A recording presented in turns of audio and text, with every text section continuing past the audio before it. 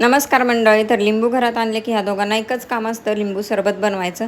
आणि कसा बनवतात ते तुम्हीच ऐका आता. आराध्या कशी बनवते. पाणी घेतलं आणि लिंबू टाकला. अजून काय टाकायचं? बी टाकलं. अजून साखर, मीठ. मग हलवायचं. आणि मग पीठ काढायची. मग काय मग हलवायचं लय मग प्यायचं. मग झालं लिंबू सरबत तयार.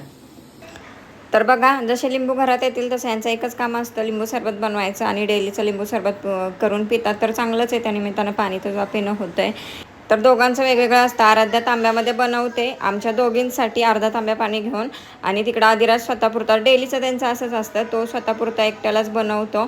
आणि जे जे साहित्य आराध्या टाकल तो ते पण टाकत असतो. मग कमी जास्त कसं पण पडू दे, पण स्वतःचं स्वतः करून पितात ते.